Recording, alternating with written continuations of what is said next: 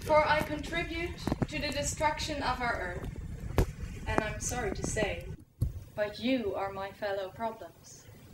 But today I'd like to tell you how you can not only be part of the problem, yet also part of the solution. Imagine you could drive a Hummer, tan in a solarium, or take a royal bath in your jacuzzi for more than an hour. Sounds good, huh? But at the same time, you're reducing greenhouse gas emissions. At the same time, you're regenerating our earth. Impossible. No, it isn't. All we have to do is become a vegetarian. Sorry, a part-time vegetarian. If I skip meat 1 day a week, it means I've fully reached my share of the Kyoto climate ambitions. 1 day.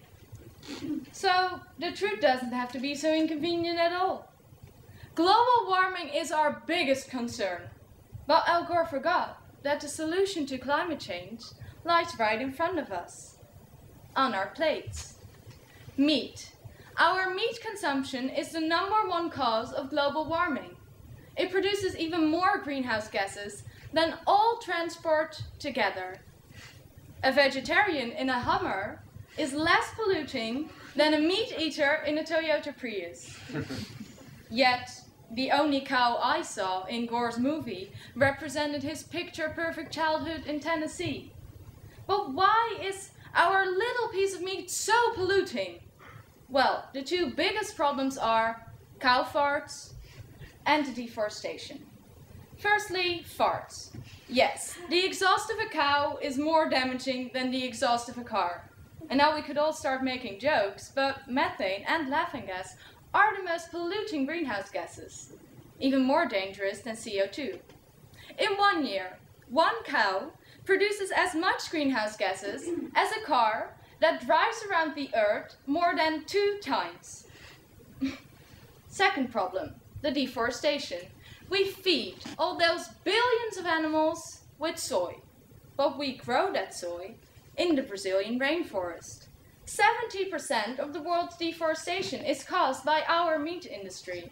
And by that, our meat consumption is destroying our most powerful tool to fight global warming. But let's say I don't care about animals, trees, or global warming. Not my problem. Well, then I could do it for my fellow human beings. Do you know those big buffets, self-service? For example, as our lunch, just 2 minutes ago. Well, imagine you're in that big queue and you're so hungry. But the people in front of you are scooping up for 4. So when you get there, nothing's left. Well, this inequality is exactly what's happening in the world. Those first people represent the Western world, with over 1 billion obese human beings. You, at the end of the queue, stand for the third world countries, where over 1 billion people go to bed hungry. But maybe I also don't care about other human beings. Well, then at least I could eat less meat for myself. First of all, for my health. It is scientifically proven that eating less meat than we currently do is healthier for our bodies.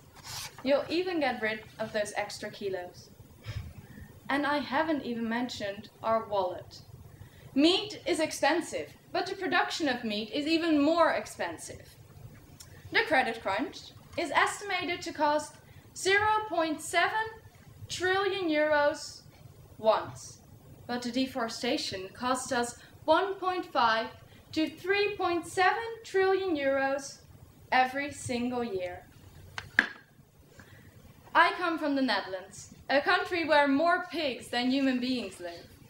A country of massive meat production and horrible animal cruelty, but also a progressive country, well known for its freedom of speech.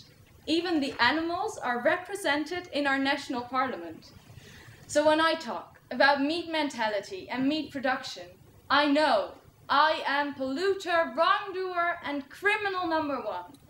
As I said, I am a problem. And a lot of you might think, not me, I'm not gonna give it up. I understand, meat is delicious. But when it's 1 day, that simple, I'd rather be part of the solution.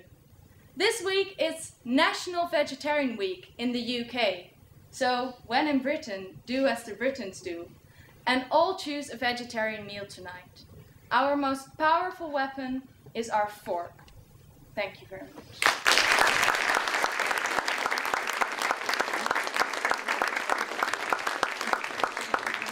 Thank you, Roos, for that speech. I'm sure there are lots of questions from both vegetarians and meat eaters. We'll begin with, I'm sure, a meat eater over here on the right-hand side. Exactly so. So, the first question from the meat eater. Don't you really think that making such a vast number of a population vegetarians would contribute to the uncontrollable dynamic of the population of cows and will consecutively lead to the increase of their polluting the atmosphere, as you have just mentioned in your speech? Thank you. Well, actually, as I said, I don't plead for a complete vegetarian diet. I plead for renewing our meat industry and, most important, our meat mentality. Because it starts very small, and it starts with us, with our fork and with our greed for meat. Because we are producing massively.